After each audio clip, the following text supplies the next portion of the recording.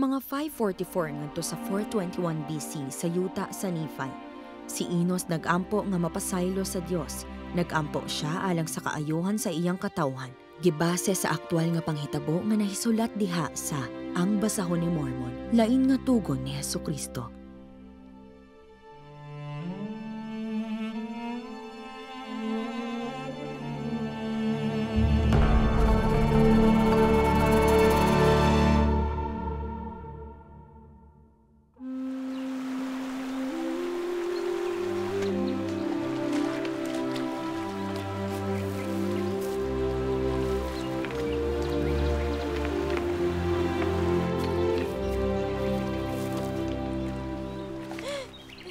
Enos, ang imong papa gusto makikita nimo. Ako si Enos, nasayod nga ang akong amahan, makiangayon nga tao, mitudlo kanako sa iyang pinulungan, ug usab sa pagmatuto ug pahimangno sa Ginoo. Kuhaa kining mga palit. Nadawat ko kini sa akong igsuong si Nephi. Kinsa may sugo nga ako mosulat dinhi sa mga palit. Mohangyo ko nimo. Buhata usab kini.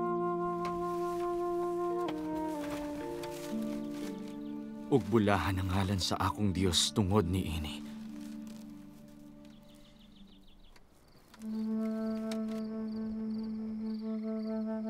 Ug mosulti ko sa akong pakigbisog at tubangan sa Dios.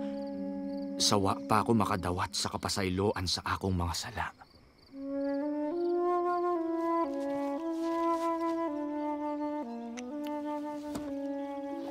Asa man ka? Mangayam.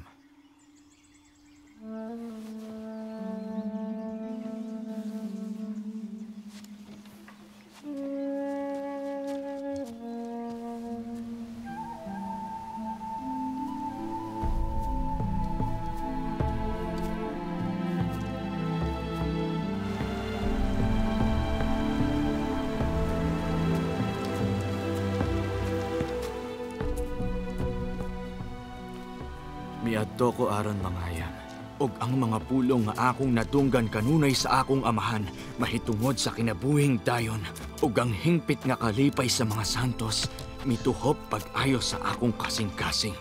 Ang akong kalag gigutom, miluhod ko atubangan sa akong magbubuhat.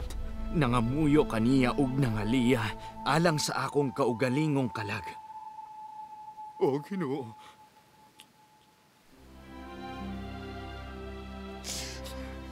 amahan. Dili ko takos.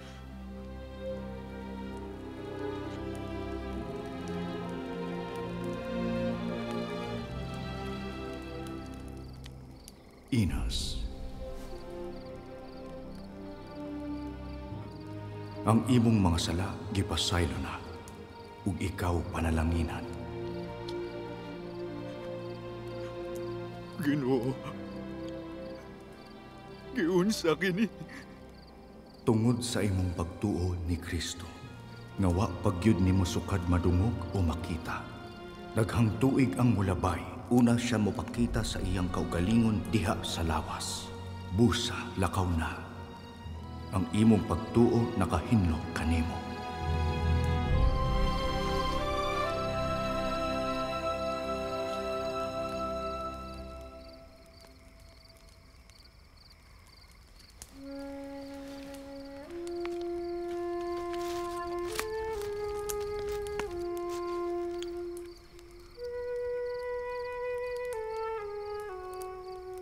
Ginoo, ang ako ka ang kahigsuonan. Ang akong katawan ng mga Nephite. Nagtinguha ko sa ilang kaayuhan.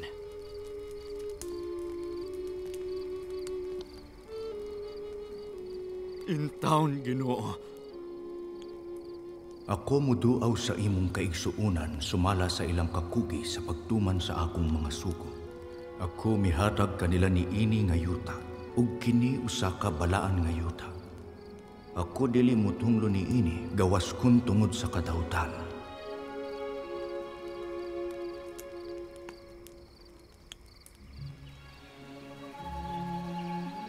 Ginoo, nabalak ako sa akong kaigsuon ng mga Lemanite. Kon ugaling ang akong katawhang mga Nephite mahulog sa kalapasan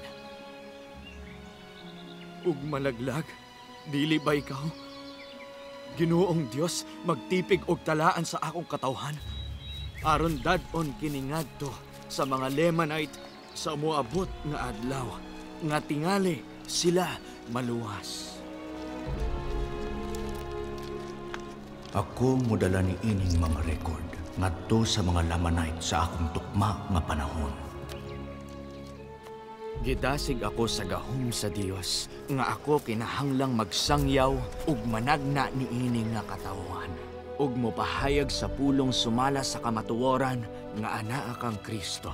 Ug ako nagpahayag niini sa tanan kong mga adlaw ug nagmalipayon niini labaw pa kay sa kalibutan.